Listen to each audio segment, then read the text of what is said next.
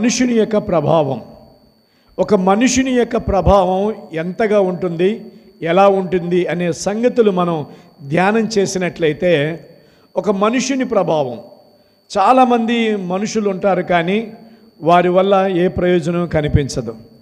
కానీ ఒక్క వ్యక్తి ఉంటాడు, ఆ వ్యక్తి ప్రభావం చేత ఎన్నో అద్భుత కార్యాలు, ఆశ్చర్యకార్యాలు మనం చూస్తాం.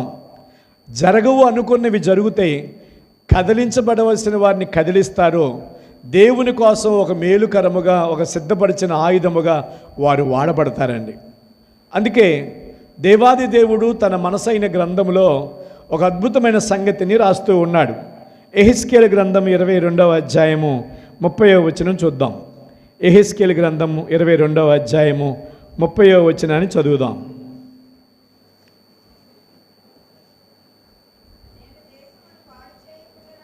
నేను దేశమును పాడు చేయకుండా ఉండునట్లు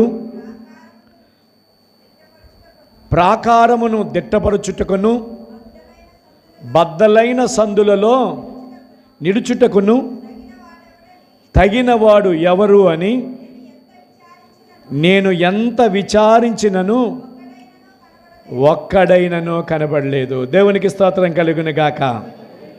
నేను దేశమును పాడు చేయకుండా ఉండు నిమిత్తము, దేవుడు చెబుతున్న ఈ సంగతి మనం వినాలండి. దేవుడు తన ప్రజలైన, తన స్వాస్థ్యమైన, తన పిల్లలైన ప్రజలతో దేవుడు సెలవిస్తున్నాడు, నేను దేశమును పాడు చేయకుండా ఉండు నిమిత్తము. దేశం అంటే మట్టి కాదోయ్, దేశం అంటే మనుషులై.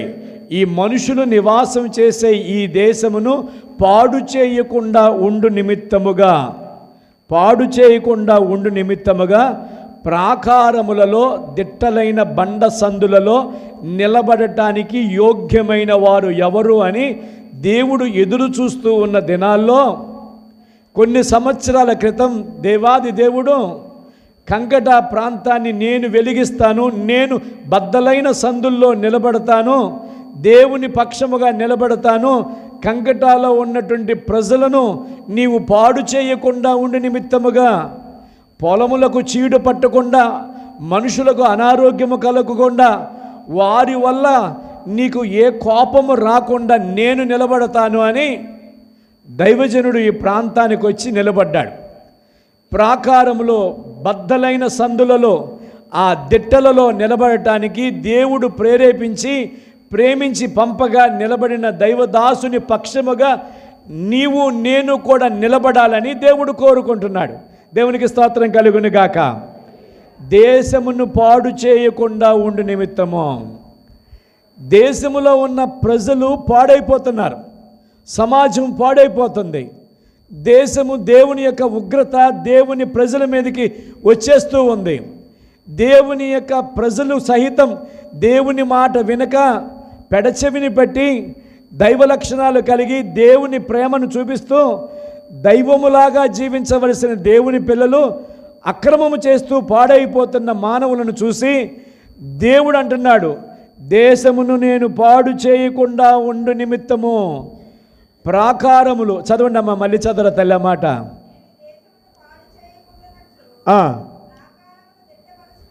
ప్రాకారములను మరలా బలపరుచుటకు, పగిలిపోయిన ప్రాకారములు, కోల్చబడిన ప్రాకారములు, ఊడిపోయిన ప్రాకారములు, కాల్చబడిన ప్రాకారములు, ఎవరికి అక్కర్లేని ఈ ప్రాకారములను దిట్టపరుచుటకు, బలపరుచుటకు,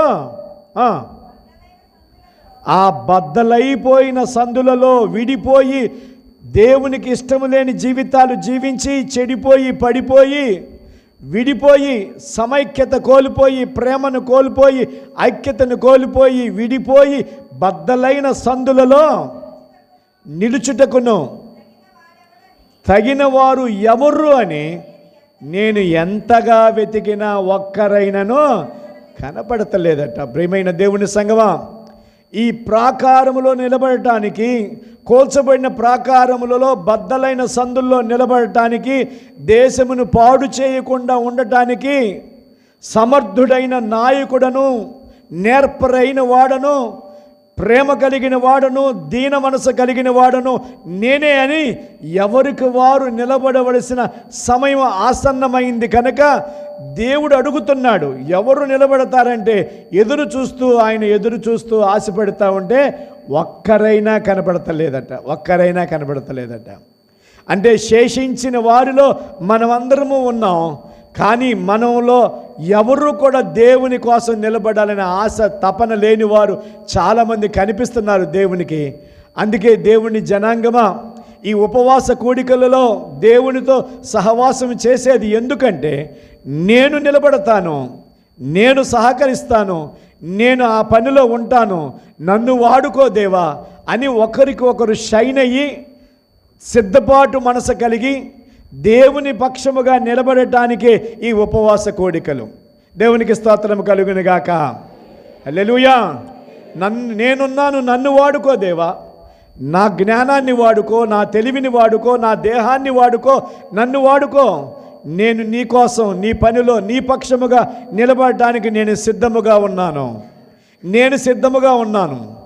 ఈరోజు చాలామంది ప్రజల పక్షముగా నిలబడటానికో, కుటుంబం పక్షముగా నిలబడటానికో, అనేక విషయాల్లో లోక సంబంధమైన విషయాల్లో నిలబడుతున్నారు, కానీ దేవుని పక్షముగా నిలబడేవారు కరువైపోయారు కనుక ఎవరూ లేరని ఆయన సెలవిస్తూ ఉన్నాడు.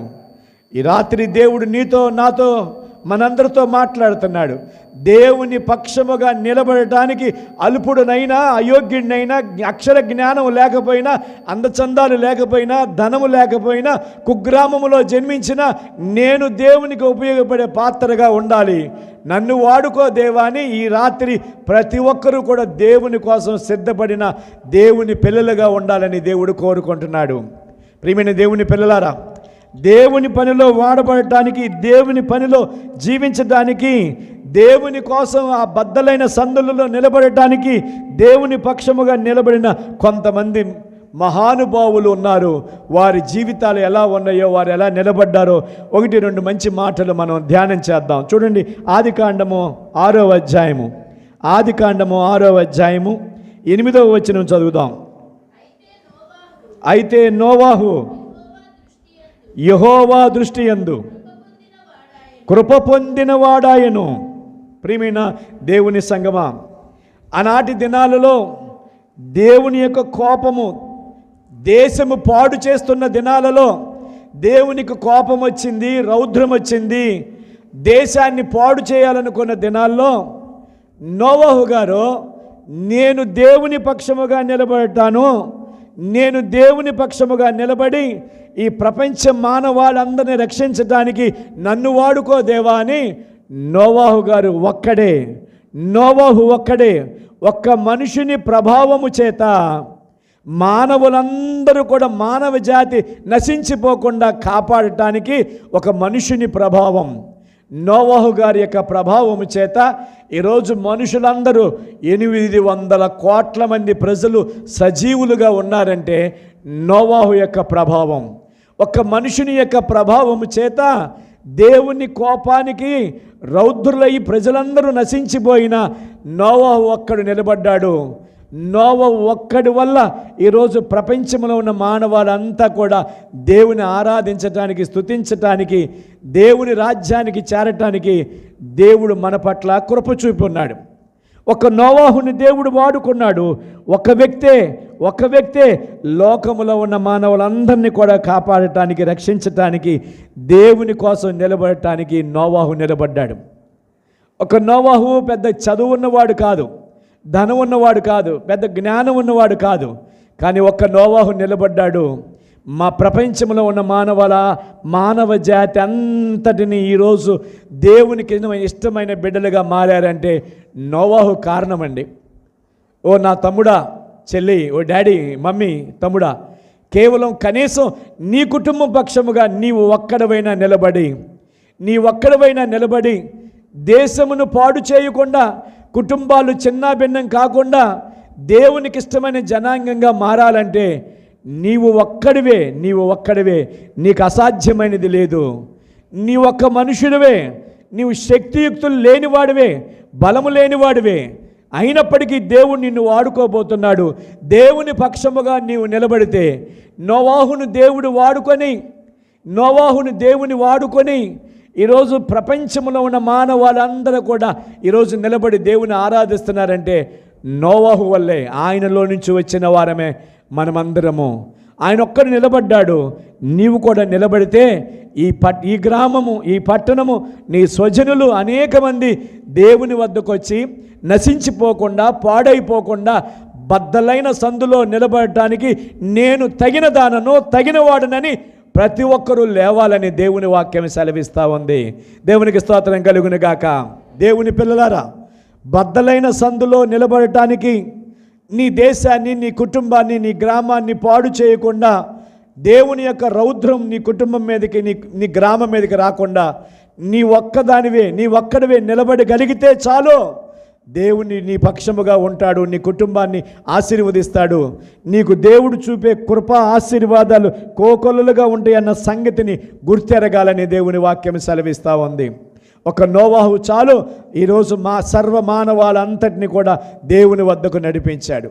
నీవు కూడా ఒక నోవాహులాగా మారితే ఈ ఉపవాస కూడికల యొక్క అర్థాన్ని, పరమార్థాన్ని గ్రహించి నా దైవజనుడు నిలబడ్డాడు, నేను దైవజనుడి వెనక వరుసలో నిలబడితే దేవుడు నా కుటుంబం పక్షంగా కార్యం చేస్తాడు, నా బంధువులను దేవుడు ఆశీర్వదిస్తాడని నిలబడటానికి సిద్ధపడు సంగమా. రెండవ వ్యక్తి కూడా మనం చూద్దాం. చూడండి, నిర్గమకాండము 32వ అధ్యాయాన్ని మనం ధ్యానం చేస్తే ఆ అధ్యాయం అంతటిని మనం చదివినట్లయితే అక్కడ మనకు ఒక మహోన్నతమైన వ్యక్తి కనిపిస్తున్నారు. ఆయన ఎవరు అంటే మోషే గారు. మోషే గారు 20 లక్షల మంది ప్రజలు దారి తప్పిపోకుండా, చెడిపోకుండా, పడిపోకుండా ఐగుప్తు బానిసత్వం నుంచి విడిపించటానికి ఇశ్రాయేల్ని కాపాడిన వాడుగా మోషేని మనం చూస్తూ ఉన్నాం. ఐగుప్తు బానిసత్వం నుంచి విడిపించి ఇశ్రాయేలును నడిపించడానికి 20 లక్షల మంది జనాంగాన్ని నడిపించాడు ఒకే ఒక వ్యక్తి. ఒక మనుషుని యొక్క ప్రభావం 20 లక్షల మందిని దేవుని వద్దకు నడిపించడానికి ఆయన ప్రభావం చూడగలుగుతా ఉన్నాం. నీలో కూడా దేవుని ప్రభావం చాలా ఉంది. నీవు అసామాన్యుడవు, చాలా జ్ఞానం కలిగిన వాడు, తెలివి కలిగిన వాడు. నీ దేవుడు నీకెన్నో తలాంతులు ఇచ్చాడు. నీవు వాటిని విస్మరిస్తున్నావేమో, నిష్ప్రయోజనంగా ఉంచుతున్నావేమో, ఒకవేళ వాటిని గ్రహించలేక ఉన్నావేమో. మోషే 20 లక్షల మంది జనాంగాన్ని నడిపించటానికి దేవుడు ఆయనను వాడుకున్నట్లుగా మనం చూస్తూ ఉన్నాం. ప్రియమైన దేవుని పిల్లలారా, ప్రియమైన దేవుని జనాంగమా, అదే మోషే 40 రోజుల పాటు కొండ మీద దేవుని ప్రార్థించడానికి ఉపవాసం ఉండి వెళ్ళిపోయినప్పుడు ఆ 20 లక్షల మంది కూడా ప్రజలు తప్పిపోయి వారు దేవతా ప్రతిమలను చేసి ఆరాధించి పూజించి తప్పిపోయి పడిపోయినట్లుగా కూడా చూస్తూ ఉన్నాం. ఇశ్రాయేలుని రక్షించడానికి ఒక్క మోషే చాలు. ఒక్క మోషే 20 లక్షల మందిని నడిపించారు. కనీసం నీవు ఒక్కరినైనా, ఇద్దరినైనా, నీవు తాళి కట్టి నీ భార్యనైనా, నీతో 7 అడుగులు నడిచిన నీ భర్తనైనా, నీ గర్భమును జన్మించిన నీ బిడ్డలనైనా, నీ రక్త సంబంధికులనైనా నడిపించటానికి, దేవుని వద్దకు నడిపించటానికి, దేశమును పాడు చేయకుండా బద్దలైన సందులో నేను నిలబడతానని ఒకవేళ నిలబడటానికి మోషే లాంటి నాయకత్వ లక్షణాలు కలిగి నీవు కూడా జీవించాలని దేవుడు కోరుకుంటున్నాడండి. మోషే 40 రోజులు సైడ్ అయిపోయాడు, పక్కకి వెళ్ళిపోయాడు. ప్రార్థన చేయటానికి, దేవునితో ఉపవాసం చేయటానికి వెళ్ళిపోయాడు. అప్పుడు ఆ 20 లక్షల మంది జనం తప్పిపోయారో, పాడైపోయి దూడను చేసుకొని ఆరాధించడం మొదలుపెట్టారు. నేను ప్రార్థన చేయని అవసరం లేదులే, నా భక్తి చల్లారినా పర్వాలేదులే, మా అమ్మ చేసే ప్రార్థన చాలు, నా భార్య చేసే ప్రార్థన చాలు, నా వల్ల ఏమవుతుందని నీవు తప్పిపోతున్నావేమో, నీవు నిష్క్రమిస్తున్నావేమో, దేవుని మందిరానికి రాక, దేవుని పనిలో ఉండక ఒకవేళ నీవు సమయాన్ని దొంగిలిస్తున్నావేమో, తప్పిపోతావు. నీవు తప్పిపోతావే కాకుండా చాలామంది నీ వల్ల తప్పిపోతారు. ప్రతిరోజు దేవుడు సమయం ఇచ్చినప్పుడు సమయమందును అసమయమందును కూడా దేవుని పని చేస్తూ, దినములు చెడ్డవి గనక సమయము పోనీయక ప్రతి సమయమందును దేవుని పని చేయటానికి, దేవుని కోసం వాడబడటానికి ఒక మోషే లాంటి నాయకత్వ లక్షణాలు దేవుడు నీకు ఇచ్చాడన్న సంగతిని నీవు గుర్తెరిగి ఆయన 20 లక్షల మంది జనాంగాన్ని నడిపించాడు. బడా మంచి నమ్మకమైన దాసుడు అనిపించుకున్నాడు. కనీసం నీవు ఇద్దరినైనా, 10 మందినైనా, నలుగురినైనా, ఒక్కరినైనా దేవుని మందిరానికి నడిపించటానికి, తప్పిపోకుండా, చెడిపోకుండా, పడిపోకుండా, లోకములో కలిసిపోకుండా వారిని దేవుని వద్దకు నడిపించడానికి ఒక మోషే లాంటి నాయకత్వ లక్షణాలు దేవుడు నీకు ఇచ్చాడన్న సంగతిని నీవు గుర్తెరిగి దేవుని పనిలో వాడబడాలి. నీ పిల్లలను నీవు ఎంకరేజ్ చేయాలి. నీ పిల్లలు కూడా దేవుని పనిలో వాడబడాలి. వారు దేవుని సన్నిధికి రావాలన్న సంగతిని జ్ఞాపకం చేసుకో దేవుని సంగమా. దేవునికి స్తోత్రం కలుగును గాక. మరొక వ్యక్తి ఉన్నాడు. ఆయన ఎవరో తెలుసండి?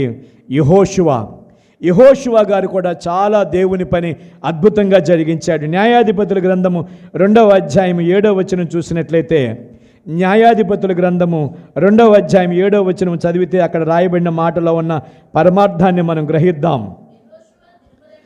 యెహోషువ దినములన్నీ, ఆయన బ్రతికిన దినములన్నిటినూ, యెహోషువ తరువాత ఇంకా బ్రతికిన వారై యెహోవా ఇశ్రాయేలు కొరకు చేసిన కార్యములన్నిటినీ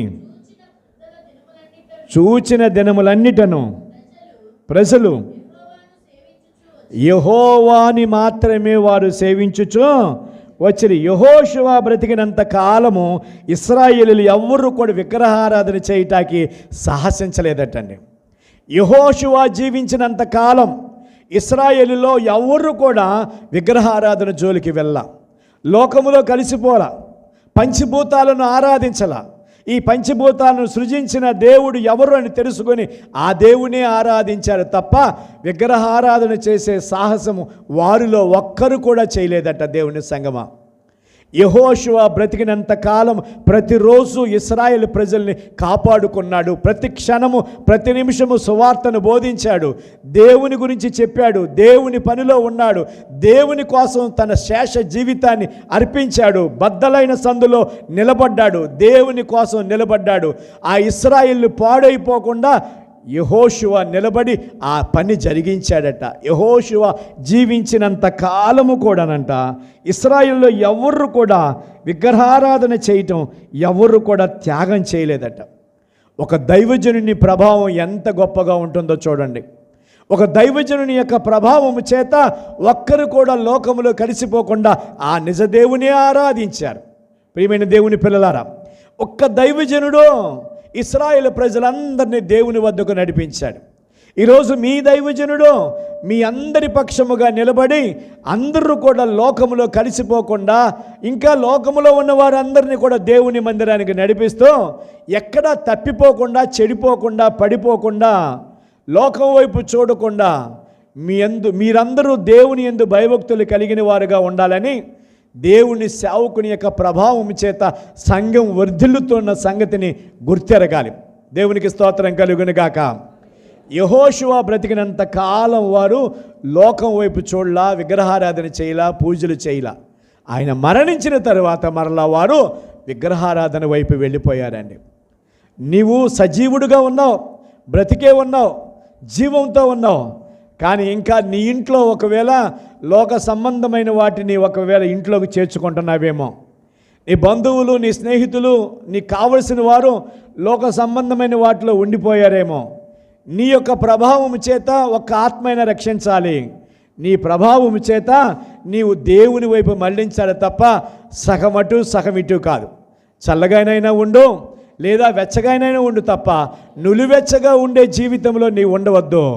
యెహోషువ జీవించినంత కాలము వారు నులివెచ్చగా ఎవరూ లేరు, అందరూ వెచ్చగానే ఉన్నారు. దేవుని పనిలో వారు వాడబడ్డారని దేవుని వాక్యం సెలవిస్తూ ఉంది. దేవుని జనాంగమా, ఈరోజు ఒక యెహోషువ దేవుని కోసం వాడబడిన సాధనముగా ఉండాలి. నీవు కూడా ఒక యెహోషువగా దేవుని పనిలో వాడబడే సాధనముగా నీవు నిలబడాలి. బద్దలైన సందుల్లో నీవు నిలబడాలి. కారణం ఏంటంటే దేశమును పాడు చేయకుండా, సంఘమును, సమాజమును, లోకమును, ప్రజలను, కుటుంబాలను దేవుడు పాడు చేయకుండా నీవు యెహోషువలాగా నిలబడితే దేవుడు నీ పక్షముగా నిలబడి నీ జీవితంలో అనేకమైన అద్భుతాలు, ఆశ్చర్యకార్యాలు చేస్తాడు దేవాది దేవుడు. దేవునికి స్తోత్రము కలుగును గాక. మరొక వ్యక్తి ఉన్నాడండి, మరొక వ్యక్తి ఉన్నాడు. ఆయన పేరు ఏలియా. ఏలియా గారి ప్రభావం కూడా ఎలా ఉందో చూడండి. యాకోబు గారు రాసిన పత్రిక 5వ అధ్యాయం, యాకోబు గారు రాసిన పత్రిక 5వ అధ్యాయం 16-17 వచనాల్లో ఏలియా గురించి అద్భుతమైన మాటలు దేవుడు రాస్తా ఉన్నాడు. ఏలియా ప్రభావము చేత, ఏలియా నీతిమంతుడిగా ఉండటం చేత, ఏలియా యొక్క ప్రార్థనా శక్తి చేత అక్కడున్నటువంటి ఆ దుష్టశక్తులన్నీ కూడా ఓడిపోయినాయటండి. దుష్టశక్తులన్నీ కూడా ఓడిపోయినాయట. అంతేకాకుండా అనేక మంది బయలు ప్రవక్తలందరూ కూడా హతమార్చబడ్డారని దేవుని వాక్యం సెలవిస్తూ ఉంది. బయలు ప్రవక్తలు చాలామంది ఆనాటి దినాల్లో ఉన్నారు. ఆ బయలు ప్రవక్తలందరూ కూడా హతమార్చబడ్డారట. దుష్టశక్తులన్నీ కూడా ఓడిపోయినాయి అని దేవుని వాక్యం సెలవిస్తూ ఉంది. ప్రియమైన దేవుని పిల్లలారా, ఏలియా నీతిమంతుడుగా ఉన్నాడు, దేవుని పక్షముగా నిలబడ్డాడు, ప్రార్థనా జీవితం కలిగి ఉన్నాడు, మంచి దేవుని కోసం నిలబడే ఒక సాధనముగా, ఒక దిట్టగా నిలబడ్డాడు, బద్దలైన సందుల్లో నిలబడ్డాడు.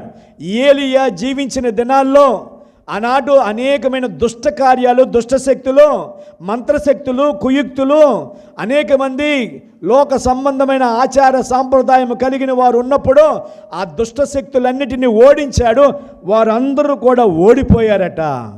అనేక మంది పంచభూతాల గురించి మాట్లాడేవారు, గవ్వలేసేవారు, అలాగే శకునం చెప్పేవారు, అలాగే అంతరాలేసేవారు, నిమ్మకాయలు గుచ్చేవారు, ఇంకా లోక సంబంధమైన కుతంత్రాలు కలిగి లోకములో ఉన్న వాటిని ఆరాధిస్తూ దేవుని విస్మరించిన వారు అనేక మంది అప్పుడు ఉండగా, ఆనాటి దినాల్లో ఏలియా ప్రార్థనా జీవితం చేత, ఏలియా కలిగి ఉన్న భయభక్తుల చేత ఆనాడు దుష్టశక్తులన్నీ ఓడించబడినాయట. బయలు ప్రవక్తలందరూ కూడానంట హతమార్చబడ్డారు. దేశములో మేలు కలిగింది. దేశానికి దేవుడు చేసిన మేలులు అద్భుతముగా ఏలియా దినాల్లో కన్నులారా వారు చూశారట. ప్రియమైన మమ్మీ, డాడీ, తమ్ముడా, ఈనాడు మన గ్రామములో కూడా దైవదాసుడు మన గ్రామానికి వచ్చిన తర్వాత, దేవుని సేవకుడు మన గ్రామానికి వచ్చినాక ఎన్నో దుష్టశక్తులు బంధించబడినాయి, ఎన్నో గర్భాలు తెరవబడినాయి, ఎన్నో కుటుంబాలు ఫలించినాయి, ఎంతోమందికి పాడి పంటలు దేవుడు అద్భుతముగా పండించాడు, ఎన్నో కుటుంబాలకు మేలు కలిగింది, ఎంతోమంది ఆరోగ్యవంతులుగా ఉన్నారు. ప్రియమైన దేవుని సంగమా, దైవజనుడు మన గ్రామానికి కావాలి. దైవజనుడి ఆశీర్వాదం, దైవజనుడి ప్రార్థన, దైవజనుడు మన కుటుంబంలో, మన ఇంట్లో కాలు పెట్టాలి. దైవజనుడు మన కోసం ప్రార్థించాలి. ఆ దైవజనుడు మన గ్రామంలో ఉండటం చేత ఎన్నో దుష్టశక్తులన్నీ ఓడించబడతా ఉన్నాయి. దుర్మార్గులందరూ కూడా ఓడిపోతూ ఉన్నారు. దేవుని కార్యాలు మనం కనులారా చూస్తూ ఉన్నాం. మన బిడ్డలు ఫలిస్తున్నారు, మన కుటుంబాలు ఆశీర్వాదకరముగా ఉన్నాయి, మన పంట పండుతుంది, మన పాడి వృద్ధి చెందుతుంది, మనం ఆరోగ్యవంతులు అవుతున్నాం, మన పిల్లలు చదువుకుంటున్నారు, మన పిల్లలకి వివాహాలు చేస్తున్నాం, మనం వృద్ధి చెందుతున్నాం, మనం ఆర్థికంగా ధనవంతులు అవుతున్నాం. అనేక విషయాలు దేవుడు మనని దీవిస్తున్నాడు. ప్రియమైన దేవుని పిల్లలారా, కనుక మన ఆత్మీయ తండ్రిని మనం ప్రేమించాలి, ఆత్మీయ తండ్రికి మనం లోబడాలి. సంఘ క్షేమాభివృద్ధి కొరకు ప్రయాసపడే దేవుని సేవకుల్ని మనం హక్కును చేర్చుకోవాలి, హత్తుకోవాలి. వారి పాదముల చెంత మన బిడ్డలు దేవుని వాక్యం నేర్చుకునే భాగ్యాన్ని తల్లిదండ్రులైన మనం కలిగించాలట. ఎందుకో తెలుసా? నేను దేశమును పాడు చేయకుండా ఉండు నిమిత్తముగా, దేశమును పాడు చేయకుండా నిమిత్తముగా, అనగా దేశములో ఉన్న ప్రజలు పాడైపోకుండా ఉండు నిమిత్తముగా దేవుని సేవకుడు మనకు కావాలి. దేవుని సేవకుడు మనకు కావాలి. ప్రియమైన దేవుని జనాంగమా, నోవాహు కొరకు నోవాహును దేవుడు ఎన్నుకున్నాడు, ఎంచుకున్నాడు. నోవాహు ప్రభావము చేత ప్రజలందరూ కూడా ఈనాడు బ్రతికి బట్టకట్టి దేవుని ఆరాధించగలుగుతా ఉన్నారు. అలాగే మోషే ప్రభావము చేత 20 లక్షల మంది ప్రజలందరూ కూడా దేవుని కోసం సిద్ధపడిన వారుగా, తప్పిపోని వారుగా ఉన్నారు. అలాగే యెహోషువ ప్రభావము చేత విగ్రహారాధన జోలికి ఇశ్రాయేలులు వెళ్లకుండా వారు దేవునిలోనే ఉండటానికి దేవుడు యెహోషువను వాడుకున్నాడు. ఏలియా ప్రభావము చేత దుష్టశక్తులన్నీ బంధించబడినాయి. బయలు ప్రవక్తలందరూ కూడా నశించిపోయి వారందరూ కూడా ఓడిపోయారని దేవుని వాక్యం సెలవిస్తూ ఉంది. మరొక భక్తుడున్నాడు, ఆయన ఎలీషా గారి ప్రభావం ఎలా ఉందో చూడండి. 2వ రాజుల గ్రంథము 2వ అధ్యాయము 7వ వచనం 15వ వచనం, అలాగే 3వ అధ్యాయము 11వ వచనం చూసినట్లయితే ఏలియా కాలంలో కూడా ఒకరోజు ఇశ్రాయేలు జనాంగంలో కొందరు ప్రవక్తలు వాళ్ళు అనుకున్నది ఆశించి 50 మంది ప్రవక్తలు శిష్యులందరూ కూడా ఇప్పుడు ఉన్నప్పుడు దేవుని ఆత్మ వారందరి మీదకి రావాలని వారందరూ ప్రయాసపడ్డారట. చదవండి, మీకు అర్థమవుతుంది. చూడండి, 2వ రాజుల గ్రంథం 2వ అధ్యాయం 7వ వచనం 15వ వచనం అలాగే 3వ అధ్యాయం 11వ వచనంలో రాయబడిన మాటలు మనం చదివితే, ప్రవక్తల శిష్యులు 70 మంది 50 మంది ఊరకనే నిలిచి చూచుచుండగా వారిద్దరూ యోర్దాను నది దగ్గర నిలిచిని అతడు 15వ వచనం వారు అతన్ని బతిమాలగా వారు 50 మందిని పంపిరి. 3వ అధ్యాయం 11వ వచనం, యెహోషాపాతు అతని ద్వారా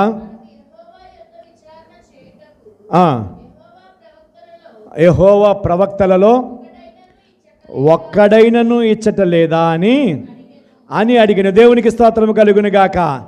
ఏలియా కాలంలో ఇశ్రాయేలు జనాంగం నుంచి 50 మంది ప్రవక్తలు వచ్చి అక్కడ కూర్చున్నారట. ఎందుకో తెలుసా?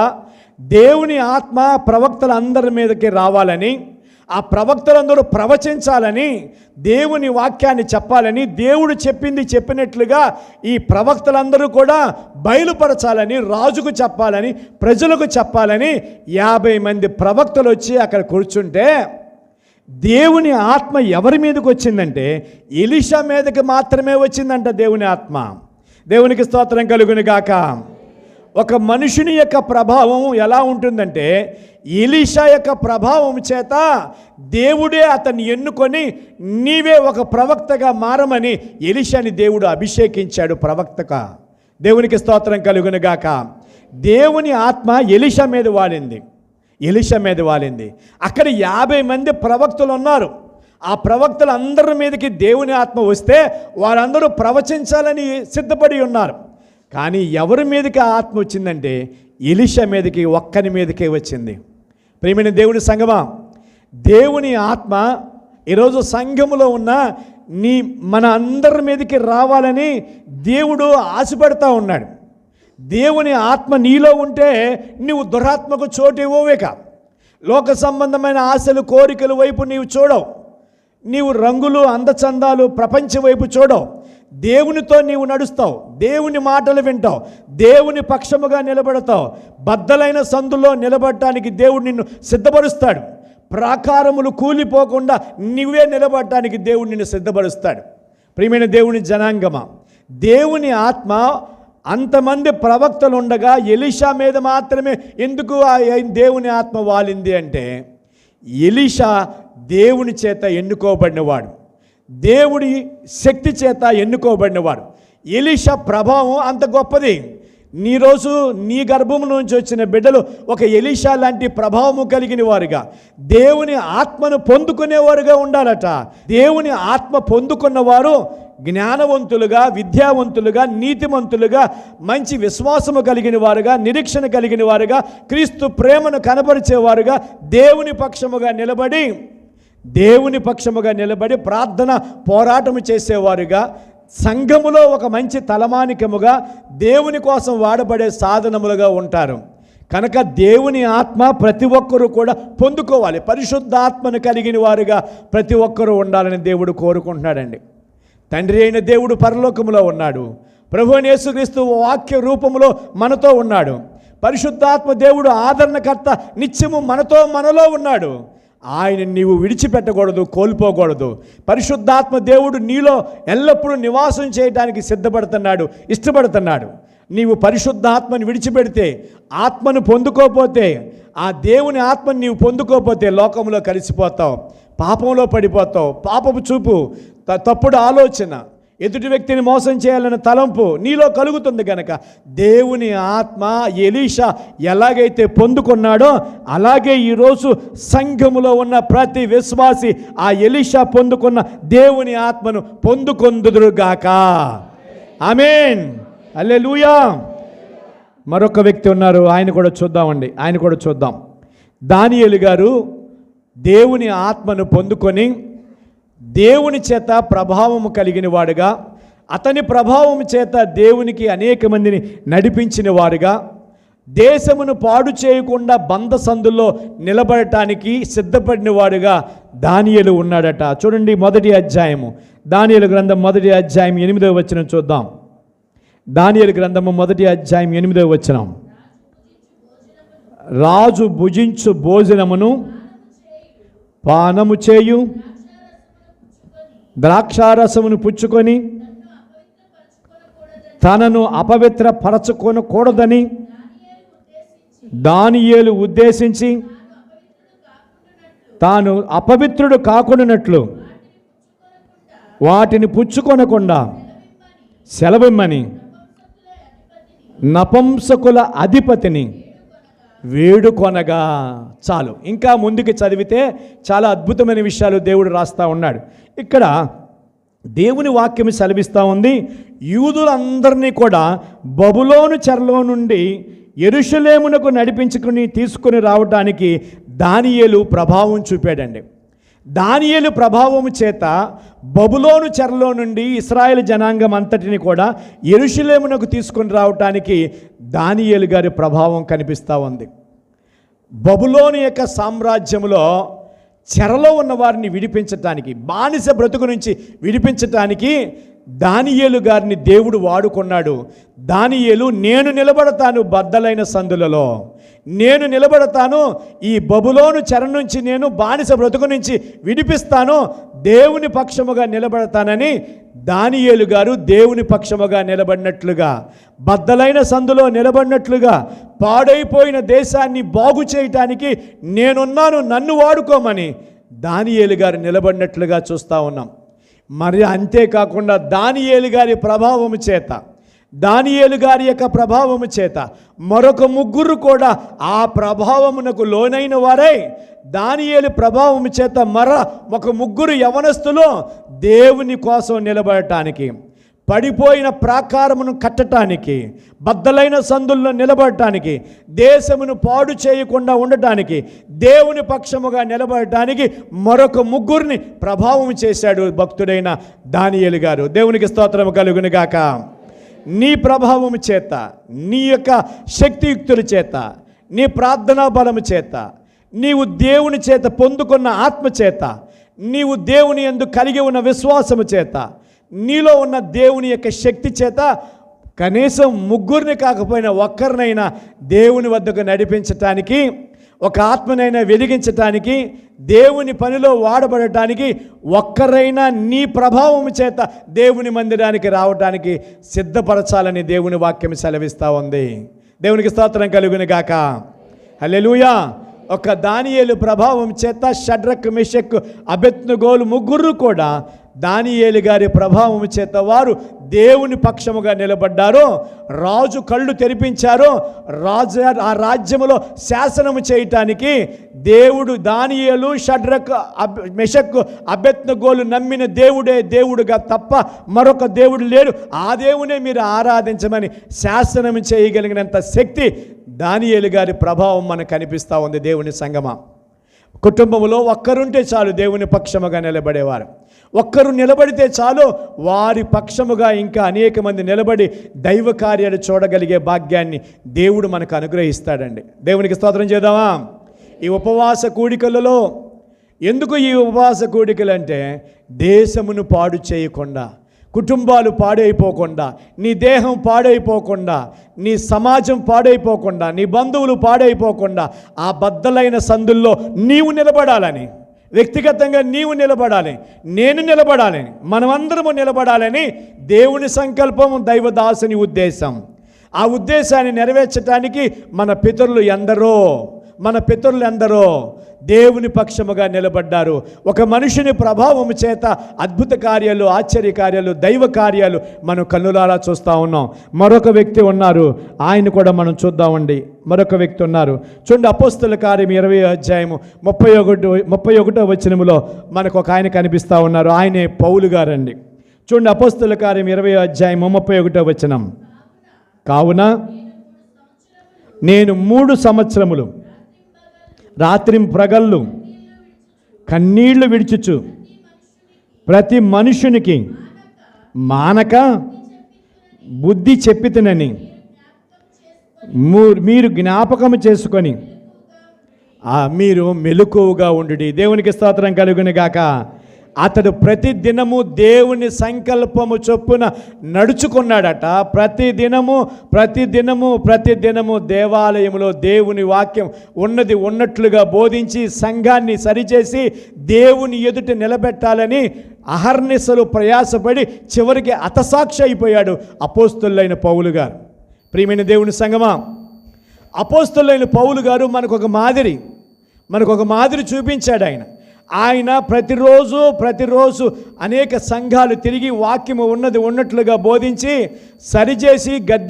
సరిచేసి దేవుని ఎదుట వారిని నిలబెట్టడానికి ఒక్క మనుషుని యొక్క ప్రభావము చేత, అతని యొక్క ప్రభావము చేత దేవుని సంకల్పాన్ని నెరవేర్చడానికి అనేక సంఘాలు తిరిగి దేవుని వాక్యాన్ని అపోస్తలులైన పౌలు గారు బోధించినట్లుగా లేఖనాలు మనం చూస్తూ ఉన్నాం. మీ ఆత్మీయ తండ్రి బోధ కూడా అదే. సంఘాలు ప్రేరేపణ కలిగిన వారుగా, సంఘాలు ఉద్యమం కలిగిన వారుగా, సంఘాలు దేవుని కోసం ఎత్తబడే సంఘాలుగా ప్రతినిత్యము వాక్యము ఉన్నట్లుగా బోధిస్తూ, గద్దిస్తూ, ఖండిస్తూ, హెచ్చరిస్తూ దేవుని వాక్యం బోధిస్తుండగా ఆ వాక్యాన్ని మనం విని సరిచేసుకొని దేవుని సంకల్పాన్ని నెరవేర్చడానికి నా ఆత్మీయ తండ్రి ఎలా ప్రయాసపడుతున్నాడో ఆ దేవుని సంకల్పాన్ని నెరవేర్చడానికి ఒక మనుషుని ప్రభావం, పౌలు గారి ప్రభావం ఆనాటి దినాల్లో ఎలా ఉందో నా ప్రభావము కూడా మా ఇంట్లో, మా గ్రామంలో, మా సంఘములో, మా సమాజంలో నా ప్రభావం కూడా కనిపించాలని దేవుని పక్షముగా మనం నిలబడాలట. చూడండి, అక్కడే మరొక మాట చూద్దాం. అపోస్తలుల కార్యం 20వ అధ్యాయము 29-30 వచనాలు కూడా చూద్దాం. 29-30 వచనాలు. నేను వెళ్ళిపోయిన తర్వాత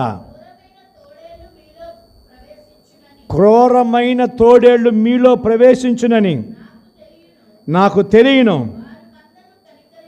వారు మందని ఏమాత్రము కనికరించరు, మరియు శిష్యులను తమ వెంట ఈడ్చుకొని పోవాలనని వంకర మాటలు పలుకు మనుషులు మీలోనే బయలుదేరుదురు. సంఘముతో పౌలు గారు తెలియజేస్తూ ఉన్నాడు.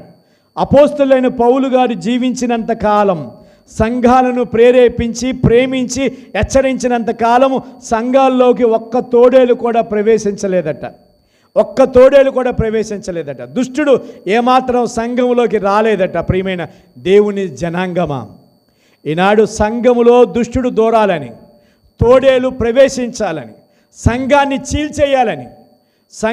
చీల్చేయాలని, సంఘములో ఉన్న వారిని చెరిపేయాలని, తన సంఖ్య పెంచుకోవాలని ఎన్నో ప్రయత్నాలు అపవాది చేస్తూ ఉంటాడు. ఒక మనుషుని ప్రభావము చేత సంఘములో ఒక్క తోడేలు కూడా ప్రవేశించకుండా ఆయన ప్రతి క్షణము ఆయన అహర్నిశలు ప్రార్థిస్తూ, ప్రయత్నం చేస్తూ దేవుని కోసం నిలబడిన వ్యక్తిగా పౌలు గారు ఉన్నారు. ఈరోజు మన సంఘాల్లో కూడా చాలామంది తోడేళ్ళు ప్రవేశించవచ్చు.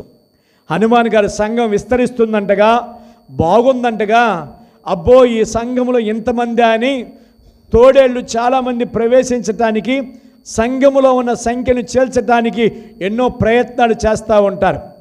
దైవజనుడు చేసే ప్రార్థన సంఘమంతా కలిసి ఏకీభవించి దేవుని పక్షముగా నిలబడితే సంఘములో ఏ తోడేలు ప్రవేశించకుండా గొర్రెల సంఖ్య పెంచి దేవునికి అప్పగించటానికి దేవుడు నిన్ను వాడుకోబోతున్నాడు. దేవుని జనాంగమా, ఈరోజు నీవే అపోస్తలులైన పౌలు గారిలాగా నీవు కూడా దేవుని సంఘములో వాడబడే పాత్రగా ఉండాలని దేవుడు కోరుకుంటున్నాడు. ప్రియమైన జనాంగమా, అపోస్తలులైన పౌలు గారు సంఘములో ప్రతి క్షణము కాపలా కాచాడు, ప్రార్థించాడు. ఎవరు దుష్టులు రాకుండా, తోడేలు ప్రవేశించకుండా అహర్నిశలు కాపు కాశాడు.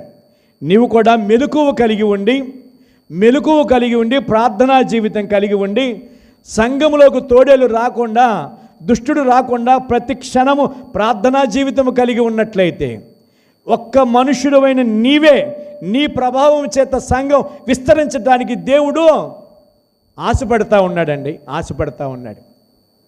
ఇక్కడ ఉన్నవారు ఎవరు అల్పులు కాదు, ఎవరు అజ్ఞానులు కాదు, ఎవరు బలహీనులు కాదు. ఇక్కడున్న మనమందరము దేవునిలో బలవంతులమే, శక్తిమంతులమే, జ్ఞానవంతులమే, దేవుని కోసం నిలబడిన వారమే. మన పితరులైన వారే కాదు, మనము కూడా దేవుని పక్షముగా నిలబడాలి. నా ప్రభావం చేత ఆశీర్వాద ప్రార్థనా మందిరం ఫలించాలి. నా ప్రభావం చేత ఆశీర్వాద మందిరంలోకి అనేక మందిని నేను ఆహ్వానించాలి. నా ప్రభావం చేత ఆశీర్వాద ప్రార్థనా మందిరంలో ఉపకరణాలు సమకూర్చాలి. నేను దేవుని మందిరంలో వాడబడే పాత్రగా ఉండాలి. నన్ను వాడుకో దేవా, నన్ను వాడుకో దేవా, నన్ను నీవు ఏర్పాటు చేసుకున్నావు. జగత్తు పునాది వేయబడక మునిపే నీవు నన్ను కొన్నావు, కన్నావు, నన్ను ఏర్పాటు చేసుకున్నావు. నేను నీ కుమారుణ్ణి, నేను నీ కుమార్తెను. నేను నీ పక్షముగా నిలబడి దేవుని పనిలో వాడబడే భాగ్యాన్ని నాకు అనుగ్రహించు. ఎందుకో తెలుసా, నేను నీ పక్షముగా నిలబడితే దేశాన్ని నీవు పాడు చేయవు, సమాజం పాడవదు, సంఘం పాడవదు, నా దేహం పాడవదు. నన్ను నిలబెట్టు. మనం మూలవచనం చదివాం, మళ్ళీ ఒకసారి చదివి ముగించేద్దాం. ఏం చదివాం? నేను దేశమును పాడు చేయకుండా ఉండు నిమిత్తము ప్రాకారములు దిట్టపరుచుటకును బద్దలైన సందులలో నిలుచుటకును తగినవాడు ఎవరు అంటే అర్జా సురేష్ అనే నేను, XYZ అనే నేను.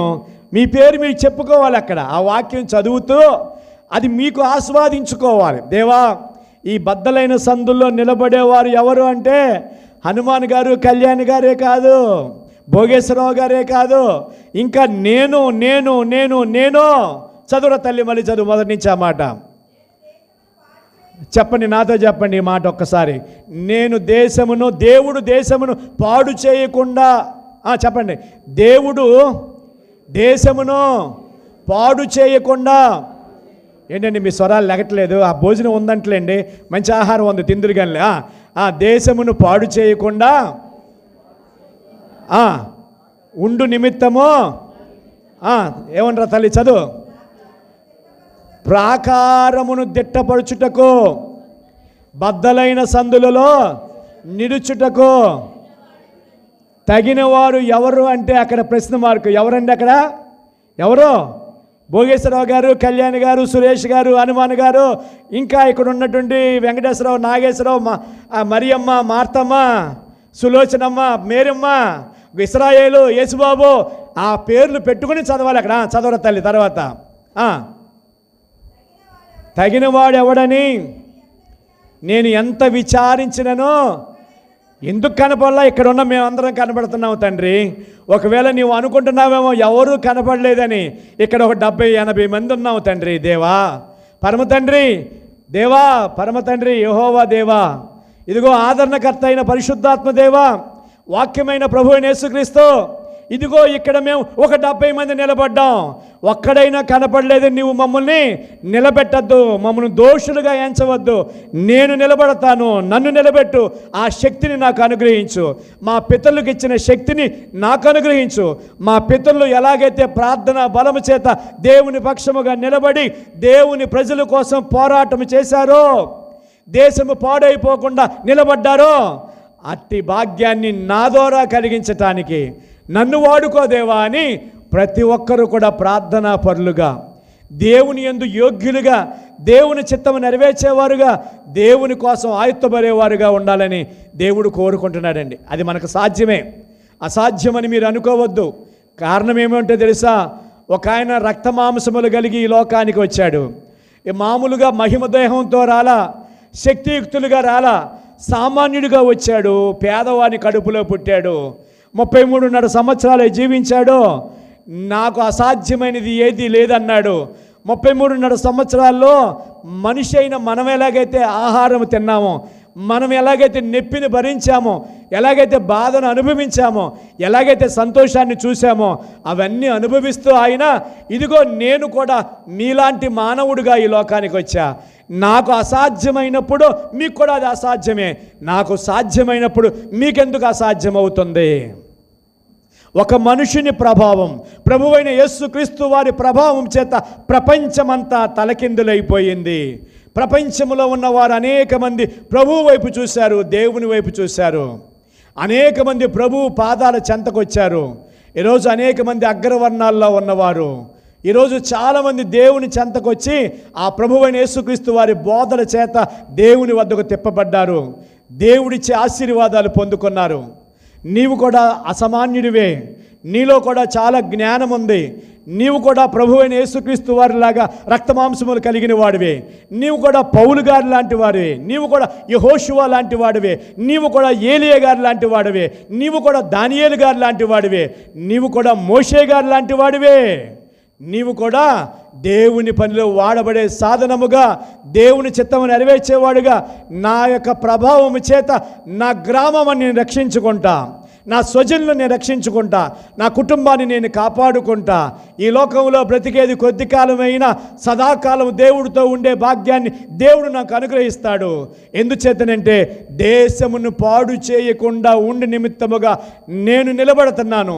నా దేశాన్ని, నా గ్రామాన్ని, నా పట్టణాన్ని, నా దేహాన్ని పాడు చేయకుండా నన్ను నిలబెట్టి దేవా, నన్ను వాడుకో దేవా అని ప్రతి ఒక్కరూ ప్రార్థనా పరులుగా, దేవుని ఎదుట యోగ్యులుగా, దేవుని చిత్తము నెరవేర్చేవారుగా దేవుని ఎదుట సాగిలపడదాం. నన్ను వాడుకో దేవా అందాం. దేవుడు నిన్ను వాడుకోవడానికి సిద్ధంగా ఉన్నాడు. నీవు వాడబడితే ఒక పదునైన ఆయుధముగా నీవు వాడబడితే ఎంత కఠినమైన హృదయాలైనా కరిగిపోతాయి, దేవుని వద్దకు చేర్చబడతాయి. నీవు బలా మంచి నమ్మకమైన దాసుడు అనిపించుకుంటావు, నిత్య రాజ్యానికి చేరతావు. నీకోసం దేవాది దేవుడు మహిమ కిరీటాలు నీకోసం సిద్ధపరిచాడు. ఆ తుప్పు పట్టని ధనాన్ని, నిత్య రాజ్యాన్ని, ప్రభువైన యేసుక్రీస్తు వారు కూర్చుండే సింహాసనం మీద కూర్చునే భాగ్యాన్ని, 12 గోత్రాల వారికి తీర్పు చెప్పే భాగ్యాన్ని దేవుడు ఈరోజు అల్పుడైన నాకు నీకు అనుగ్రహిస్తున్నాడు కనుక అట్టి భాగ్యాన్ని పొందుకుందాం. ఆశీర్వాద ప్రార్థనా మందిరములో ఒక మనుషుని ప్రభావం అనగా నా ప్రభావం చేత అనేక మందిని దేవుని మందిరానికి నడిపిద్దాం. అట్టి భాగ్యాన్ని దేవుడు నీకు నాకు మనందరికీ అనుగ్రహించి ఆశీర్వదించును గాక. ఆమేన్. చిన్న